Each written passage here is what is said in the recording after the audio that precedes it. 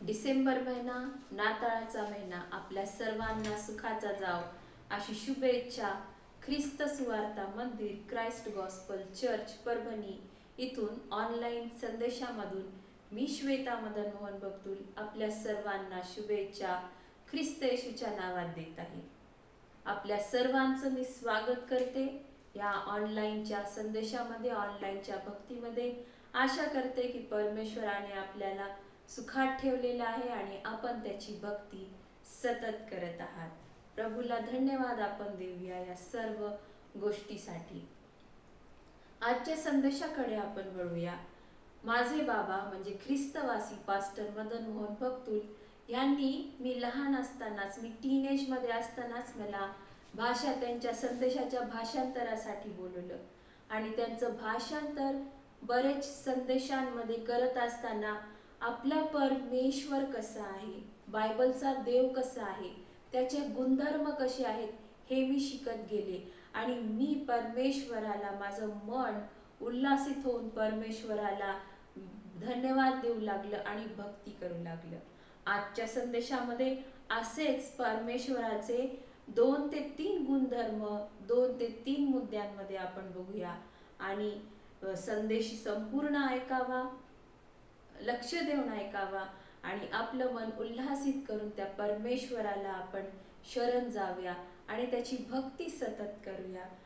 असं आपण करूया अशी मी आपल्याकडे प्रार्थना करते.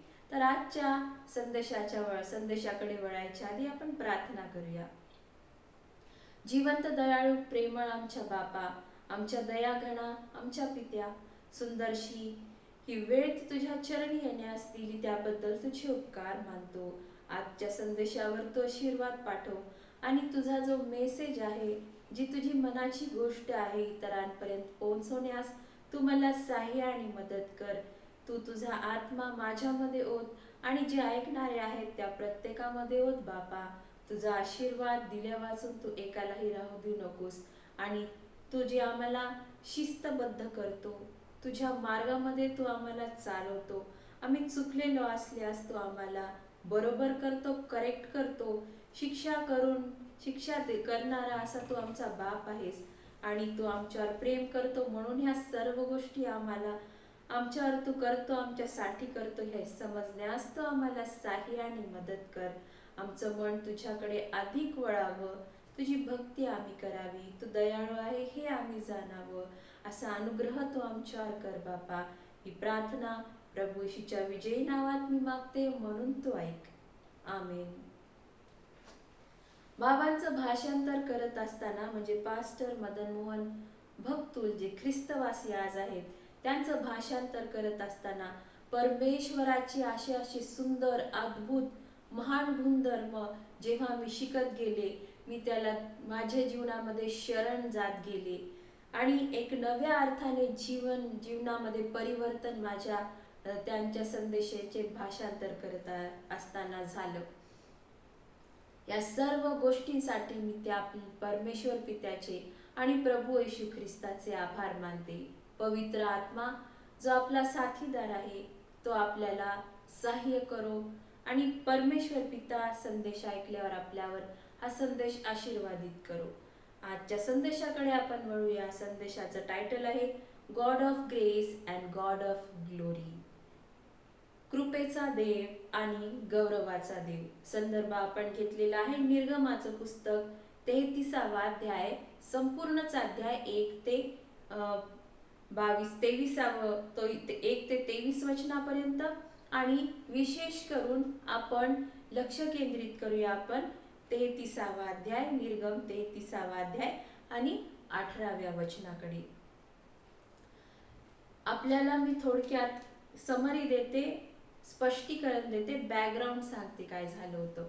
सिनाय पर्वतावर जेव्हा मोशे परमेश्वरासंती बोलणं चालण्यासाठी गेला होता, जेव्हा त्याला 10 आज्ञा परमेश्वराने मोशेला दिले होते, त्यावेळेस मोशे सिनाय पर्वतावर 40 दिवस आणि 40 रात्र पर्वतावरच राहिला आणि बाकीचे जे इस्रायली लोक होते ते पर्वताच्या खाली होते. 40 दिवस आणि 40 रात्र झाले. अरे बापरे, मोशेला काय झालं, त्याची हालत काय आहे हे त्यांना कळालं नाही. आणि त्याने जो हाय प्रिस्ट होता अरोन, मोशेचा जो भाऊ अरोन, त्याला सांगितलं की तू आम्हाला असा देव बनव जो आमची पुढे जाण्यासाठी अगुवाई करेल. आणि मग त्यांनी काय केलं की परमेश्वराच्या एका क्लिअर आज्ञेला, स्पष्टच जी परमेश्वराने आज्ञा दिली होती त्यांना, त्या आज्ञेचाच त्यांनी आज्ञाभंग केला. आणि त्यांनी त्या सोन्याची एक मूर्ती केली, सोन्याचं एक वासरू त्यांनी तयार केलं. आणि त्या वासरासमोर ते नाचू लागले, गाऊ लागले आणि त्याची भक्ती करू लागले. आणि जेव्हा मोशे खाली आला, पर्वतावरून खाली आला, परमेश्वराने त्याला पाठवलं, तेव्हा मोशेला फार संताप झाला. आणि परमेश्वराने 10 आज्ञा लिहिलेल्या त्या पाट्याच मोशेने पर्वताच्या तिथेच खालीच टाकून दिल्या. आणि मोशेचा इतका संताप त्या लोकांवर घडला. आणि आपण काय बघतो तर परमेश्वराने इस्रायली लोकांना ताडण केले. परमेश्वराचा क्रोध तिथे आपण बघतो. म्हणजेच काय, इस्रायली लोकांनी, शॉर्टमध्ये सांगायचं म्हणजे इस्रायली लोकांनी पाप केलं आणि परमेश्वराने त्या पापांची त्यांना ताडणाच्या रूपामध्ये शिक्षा केली. आपण बघतो परमेश्वराने त्यांना शिक्षा केली. आणि काय होतं, एक लहान लेकरू जसं असतं, बंडखोर लेकरू जे आई वडिलांविरुद्ध बंड करत असतं, त्याला काय वाटतं, आता मी तर बंड केलेला आहे, माझ्या आई बाबांनी तर सांगितलं की ही गोष्ट करू नको, तिकडे जाऊ नको, पण मी त्यांच्या विरोधात केलेलं आहे, त्यांची मी आज्ञाभंग केले, त्यांचा मी आज्ञाभंग केलेला आहे. आता मला आई बाबा तर नाराज होतील, ते माझ्यावर प्रेम करणार नाहीत, मी त्यांना नावडता झालेलो आहे, असं त्या लहान मुलाला वाटतं. आणि अशीच परिस्थिती इस्रायली लोकांबाबत वासरू तयार करून त्याची वर्शिप केली, त्याची उपासना केली. अशीच हालत, अशीच परिस्थिती इस्रायली लोकांमध्ये झालेली होती. पण जेव्हा त्या लहान लेकराला कळतं, जरी मी माझ्या आई वडिलांचं ऐकलं नाही, आज्ञाभंग केला, तरीही माझे आई वडील माझ्यावर तेवढंच प्रेम करतात. आणि हे सर्व जाणून तो जे लहान लेकरू आहे, आनंद त्याच्या मनामध्ये समावत नाही, तो आनंदाने भरून जातो. अशाच प्रकारचं सिच्युएशन इस्रायली लोकांमध्ये काय झालं, काही नाही, आज आपण इकडे या संदेशामध्ये 3 मुद्द्यांमध्ये बघूया. आणि जेव्हा ह्या सर्व गोष्टी झाल्या, मोशेला परमेश्वराकडे इस्रायली लोकांची मध्यस्थी करावी लागली. आणि मध्यस्थी करत असताना मोशेने परमेश्वराकडे प्रार्थना केली, विनवणी केली. बघूया आपण वचन, निर्गम याचा 33वा अध्याय आणि वचन 18. मी वाचते वचन. मोशे म्हणाला, कृपा करून मला तुझे तेज दाखव. मोशे परमेश्वराकडे विनंती करतो की परमेश्वरा, मला तुझं तेज दाखव. आता परमेश्वराकडे मोशे काय करत आहे की इस्रायली लोकांनी केलेल्या पापांची तो मध्यस्थी करून क्षमा मागत आहे. आणि परमेश्वराला म्हणत आहे की परमेश्वरा, मला तुझं तेज दाखव. मोशेची अशी इच्छा होती की इस्रायली लोकांनी परमेश्वराचा जो नेचर आहे, परमेश्वराचा जो स्वभाव आहे, तो त्यांनी जाणावा. त्यांना परमेश्वराने क्षमा केलेली आहे, परमेश्वराचा राग त्यांच्या वरचा आता शमलेला आहे, हे इस्रायली लोकांनी जाणून घ्यावं, अशी मोशेची इच्छा होती. मोशेला माहित होतं की परमेश्वराचं एक फ्रेश विजन इस्रायली लोकांसमोर आलं पाहिजे. आणि म्हणून परमेश्वराकडे मोशे विनंती करत आहे की परमेश्वरा, आता मला तुझं तेज दाखव. पहिला मुद्दा आपण बघूया, God shows his goodness.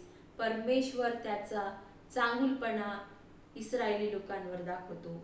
Israeli लोकांवर, किंबहुना आपण तिथे आपल्या स्वतःलाही ठेवू शकतो, कारण आपणही आपल्या जीवनामध्ये इस्रायली लोकांप्रमाणेच वागलेलो आहोत किंवा वागत आहोत.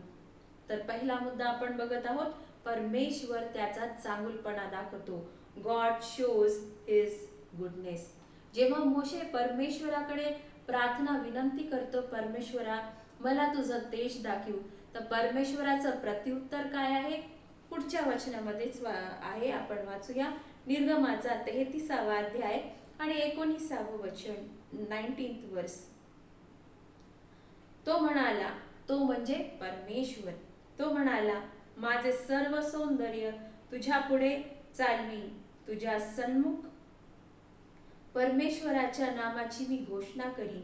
ज्यावर कृपा करावीसे वाटेल त्याचवर मी कृपा करीन, आणि ज्यावर दया करावीसे वाटेल त्याचवर दया करीन. आता परमेश्वराने ह्या वचनामधून मोशेला त्याच्या प्रार्थनेचं प्रत्युत्तर दिलं. आता आपण बघूया की परमेश्वराची आधीची ऍक्शन काय होती. जेव्हा इस्रायली लोकांनी पाप केलं तेव्हा परमेश्वराची ऍक्शन काय होती. आता जर परिस्थिती आपण पाहिली की इस्रायली लोकांनी पाप केलं, परमेश्वरांनी त्यांना कडक अशी शिक्षा दिली, त्यांना कडक फटकारलं परमेश्वराला ती गोष्ट आवडली नाही, तर परमेश्वर चांगला आहे का असा आपल्याला प्रश्न पडतो. पण काय आपल्याला काय वाटतं, तुम्हाला मला काय वाटतं की खरंच परमेश्वर चांगला आहे का? त्याने तर शिक्षा केलेली आहे, काय तो खरंच चांगला आहे? तुम्हाला काय वाटतं? पण बायबल सांगतं, तुमचा आणि माझा देखील अनुभव सांगत असेल, आपण जेव्हा पाप करतो किंवा आपण पापामध्ये असताना आपल्याला काय करावं लागतं की आपल्याला पास्ट बघावा लागतो, आपला भूतकाळ बघावा लागतो, आणि तिथे परमेश्वराने आपल्या संगती काय केलं हे आपल्याला आठवावं लागतं. आणि असंच जर आपण इस्रायली लोकांच्या बाबतीत पाहिलं, त्यांचा भूतकाळ जर पाहिला, तर परमेश्वराने त्यांच्यावर किती दया आणि कृपा केली हे आपल्याला कळतं. परमेश्वराने त्यांची अरण्यामध्ये साथ दिली. अरण्यामध्ये साथ देण्याच्या अगोदर मिस्र देशातून, त्या गुलामगिरीतून परमेश्वराने त्यांना सोडवलं, आणि नंतर अरण्यामध्ये त्यांची साथ दिली. परमेश्वर त्यांच्या समागमेत चालू लागला, आणि ह्या गोष्टी दर्शवतात की परमेश्वर किती चांगला आहे, किती तो दयाळू आहे. आणि ह्या सर्व गोष्टी इस्रायली लोकांना आठवायच्या होत्या की परमेश्वर हा चांगला आहे. त्यांच्या मनामध्ये पाप त्यांनी केल्यावर अशी धारणा झाली होती, परमेश्वराची जी छवी आहे ती त्यांच्या मनामध्ये तो रागिष्ट आहे अशी छवी बनलेली होती. म्हणजे त्याची चांगली छवी, परमेश्वराची चांगली छवी खराब होऊन तो रागिष्ट परमेश्वर आहे, रागिष्ट देव आहे अशी परमेश्वराची छवी झालेली होती.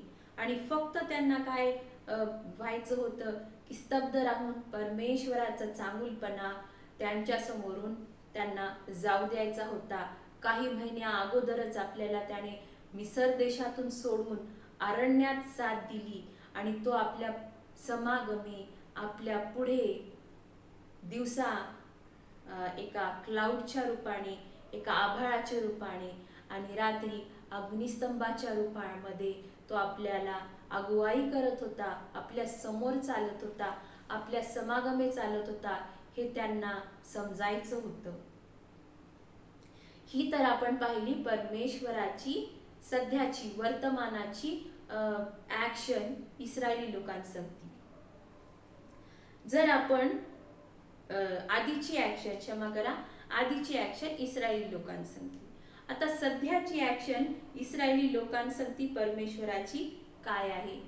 तर ह्या इस्रायली लोकांनी तर पाप केलं, मग वर्तमानाची ऍक्शन परमेश्वराने काय केली की त्यांच्या संगती परमेश्वराने न्याय केला, त्यांना शिक्षा केली, त्यांना ताडण केले. आणि जर कोणता एक लहान लेकरू मार्ग भटकला, तो चुकला, आज्ञाभंग केली, आई वडील काय करतात? त्याला शिक्षा करतात. त्याचप्रमाणे परमेश्वराने त्यांना शिस्तीत आणण्यासाठी परमेश्वराने इस्रायली लोकांना शिक्षा केली. आणि जर कोणता आई वडील आपल्या लेकराला शिक्षा करत नाही, तो चुकलेला आहे हे सांगत नाही, तर त्याच्या चांगुलपणावर आपण प्रश्न करू शकतो. आणि जर कोणता बाप कोणते आई वडील आपल्या लेकरांना शिस्त येण्यासाठी शिक्षा करतात, तर ते चांगुलपणासाठी करतात.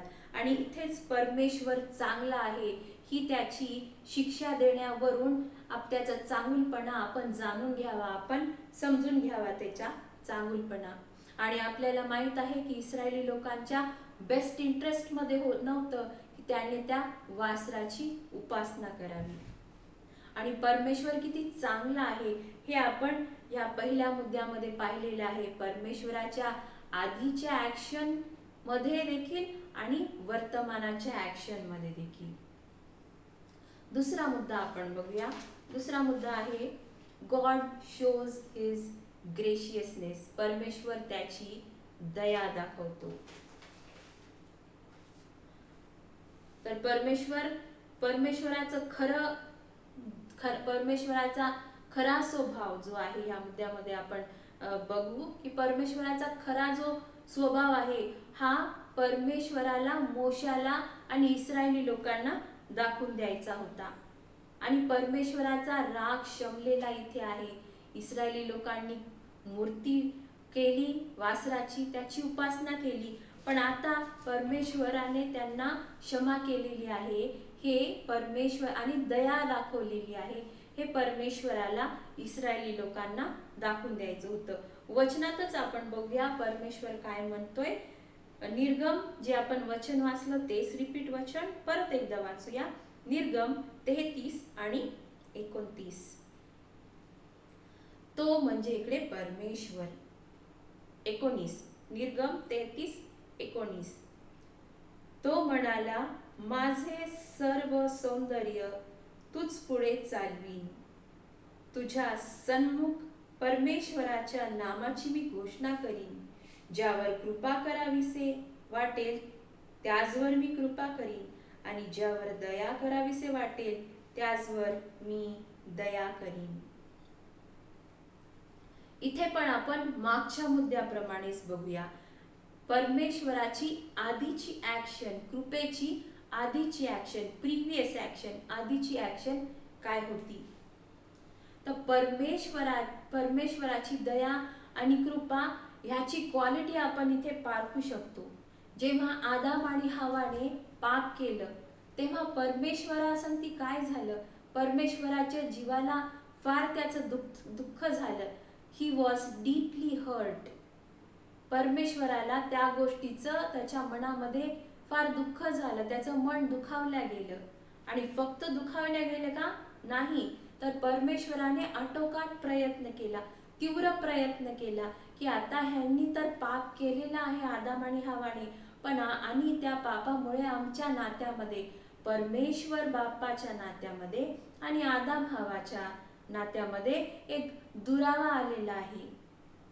आणि तो दुरावा दूर करण्यासाठी, तो दुरावा पूर्ण हील करण्यासाठी, भरून काढण्यासाठी परमेश्वराने आटोकाट तिथे प्रयत्न केलेला असा आपण इथे आपल्याला इकडे पाहायला मिळतो. आणि इस्रायली लोकांसाठी पण परमेश्वराने तर अशीच गोष्ट केली. परमेश्वराने त्यांना गुलामगिरीतून सोडवले. अरण्यात त्यांनी परमेश्वराने साथ दिली. आणि जेव्हा मोशे परमेश्वराकडे कुरकुर करत होता की मी असाच आहे परमेश्वरा, मी तसाच आहे, मी नाही करू शकत, इस्रायली लोकांना मी सोडवू नाही शकत, जेव्हा अशा प्रकारची मोशे देखील परमेश्वराकडे कुरकुर करू लागला तेव्हा परमेश्वराने काय केलं, तर त्याच्या दयेने, कृपेने परमेश्वराने मोशासंगती देखील डील केलं. किती कृपाळू असा परमेश्वर आहे. आणि ही झाली परमेश्वराची आधीची ऍक्शन. परमेश्वराची प्रेझेंट ऍक्शन, परमेश्वराची वर्तमानाची काय ऍक्शन आहे, मागच्या पहिल्या मुद्द्याप्रमाणे ह्या मुद्द्यामध्ये आपण बघूया. काय आहे परमेश्वराची ह्या प्रेझेंट सिच्युएशन मध्ये, वर्तमानाच्या सिच्युएशन मध्ये परमेश्वराची उदार कृपेची ऍक्शन काय आहे. तर आपण बघतो एवढं मोठं क्लिअर परमेश्वराने आज्ञा दिली. आणि जर आपण 10 आज्ञा पाहिल्या तर पहिलीच आज्ञा आहे की मी जलसी परमेश्वर आहे, त्वेष मला येतो. आणि तुम्ही कोणत्याही मला सोडून कोणत्याही देवाला भजायचं नाहीये, कोरी मूर्ती करायची नाहीये. आणि इस्रायली लोकांनी तर आपण बघतो त्याच गोष्टी केल्या. आणि तरीही आपण बघतो की इस्रायली लोकांना परमेश्वराने धिक्कारलं नाही, दूर केलं नाही, तर परमेश्वराने त्यांना एक मोठी संधी दिली. मोठ्या संधीसमोर इस्रायली लोक आज उभे होते आणि इस्रायली लोकांसमोर एवढी सुंदर अशी संधी दिली. परमेश्वराने त्यांना दुसरी संधी दिली, दुसरा चान्स दिला. परमेश्वराने त्याची दया त्यांच्या समोर दाखवली. आणि परमेश्वर हा दयाळू आणि कृपाळू हा परमेश्वर आहे. कोणासाठी? तर अशा लोकांसाठी जे बंडखोरी करतात, जे परमेश्वराविरुद्ध पाप करतात, जे आज्ञाभंग करतात, त्यांच्यासाठी तो एक दयाळू आणि कृपाळू परमेश्वर आहे. हे परमेश्वराने तिथे प्रेझेंट सिच्युएशनमध्ये वर्तमानाच्या परिस्थितीमध्ये इस्रायली लोकांना दाखवलं आणि आज देखील तो आपल्याला दाखवत आहे. जर आपण त्याच्या विरुद्ध बंडखोरी केलेली आहे, पाप केलेला आहे, तर वापस परमेश्वराकडे या, कारण तो दुसरा चान्स देणारा, दुसरी संधी देणारा परमेश्वर आहे. तो आपल्याला कवटाळण्यास तयार आहे.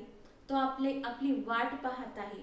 चला त्या आपल्या परमेश्वर पित्याकडे वापस जाऊया, कारण तो पापी लोकांवर, बंडखोरी लोकांवर आणि वापस माघार घेतलेल्या लोकांवर दया दाखवतो, कृपा दाखवतो. तो कृपेचा आणि दयेचा परमेश्वर आहे. सुंदर असा दुसरा मुद्दा संपलेला आहे. तिसऱ्या मुद्द्याकडे आपण वळूया. तिसरा मुद्दा आहे गॉड शोज हिज ग्रेटनेस. परमेश्वर त्याची महानता दाखवतो. परमेश्वर आणि मोशे आपल्याला माहित आहे हे की त्यांचं नातं किती गहन होतं. आणि एवढं गहन जरी त्यांचं नातं होतं तरी परमेश्वराने तो कसा आहे, तो किती महान आहे, त्याचं प्रगटीकरण, परमेश्वराचं प्रगटीकरण मोशेला एका लिमिटमध्येच दाखवलेलं आहे. असं का? कारण एकाच सोबत परमेश्वराने स्वतःला प्रकट केलं नाही. असं का? कारण आपण जे ह्युमन बीइंग्स आहोत, मानव आहोत, ते एक लिमिटेड आहोत. त्यासाठी वचनच आपण बघूया. निर्गमनाचं पुस्तक 33वा अध्याय, तोच अध्याय पण वचन 20. वाचते मी. आणखी तो म्हणाला की तू माझे मुख पाहू शकणार नाहीस, कारण माझे मुख पाहून कोणी मनुष्य जिवंत राहावयाचा नाही. आता आपण ह्या वचनावरून बघतो की परमेश्वराचं मुख कोणी पाहिलेलं नाही. परमेश्वराला कोणी फेस टू फेस, समोरासमोर पाहिलेलं नाही. का? कारण परमेश्वराचं संपूर्ण प्रगटीकरण पाहून, परमेश्वराला समोरासमोर पाहून कोणताही मनुष्य राहिलेला नाही, जिवंत राहिलेला नाही. म्हणून परमेश्वराला लोकांनी त्याची महानता तर जाणलेली आहे, पण ती लिमिटेड जाणलेली आहे. परत एकदा मी रिपीट करते, परमेश्वराची महानता तर लोकांनी जाणलेली आहे. तुम्ही जाणलेली आहे, मी जाणलेली आहे. बायबलमध्ये कित्येक त्याचे प्रेषित, संदेष्टे, सेवक, संत यांनी जाणलेली आहे, पण ती लिमिटेड जाणलेली आहे. आणि आपला जो हा बायबलचा परमेश्वर आहे तो आपल्या कल्पनेच्या पलीकडचा परमेश्वर आहे. त्याची महानता तो दाखवतो. पुढच्या वचनामध्ये आपण वाचूया. तोच अध्याय, तेच पुस्तक, निर्गम पुस्तक, अध्याय तोच 33वा, पण वचन 22 आणि 23 आपण वाचूया. असे घडेल की माझे तेज जवळून चालले असता मी तुला खडकाच्या भेगेत ठेवी. मी निघून जाईपर्यंत आपल्या हाताने तुला झाकीन. 23वे वचन, शेवटचं वचन. मग मी आपला हात काढून घेईन आणि तुला पाठमोर दिसेन, पण माझे मुख दिसावयाचे नाही. तर परमेश्वराची महानता आपण काय बघतो की कोणता मनुष्य परमेश्वराला समोरासमोर बघून जिवंत राहणार नाही, म्हणून परमेश्वराने काय केलं की मोशाला सांगितलं, मी एक ठिकाण तुझ्यासाठी निवडलेलं आहे, सिनाय पर्वतावर निवडलेलं आहे आणि एक खडकाच्या भेगेत तू राहा, तिथे तू त्या भेगेमध्ये राहा आणि मी जेव्हा तिथून पास होईन, मी जेव्हा तिथून जाईन तर मी तुला माझ्या हाताने झाकेन आणि जेव्हा मी तिथून जाईन तेव्हा मी माझा हात काढेन आणि तू माझी पाठ बघशील। याचा अर्थ हाच आहे की लोकांनी इथे मोशेच बघतो किती मोठा महान परमेश्वराचा सेवक हा होऊन गेला, त्याने देखील परमेश्वराची महानता तो पूर्ण बघू शकला नाही, कारण आपण मानव तर एक लिमिटेड आहोत आणि परमेश्वर तर इतका महान आहे।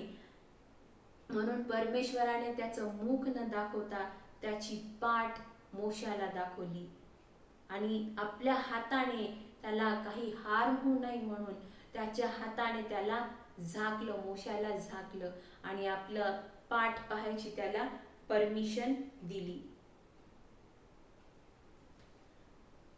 आणि परमेश्वराबद्दल आपण देखील जाणू शकतो। कशा रीतीने जाणू शकतो? त्याच्या वचनाद्वारे जाणू शकतो, वचन वाचण्याद्वारे जाणू शकतो, आपल्या परमेश्वराच्या नात्याद्वारे आपण जाणू शकतो, परमेश्वराबद्दल आपला जो अनुभव आहे त्याद्वारे परमेश्वराला जाणू शकतो। आणि असा विचार करू नका की मी एवढ्यातच थांबेन, तर परमेश्वर आपल्याला प्रत्येक गोष्ट दाखवत जाईल, प्रगट करत जाईल आणि त्याचा चांगुलपणा आपल्याला चाखण्यास कधीच आपल्याला कमी पडणार नाही।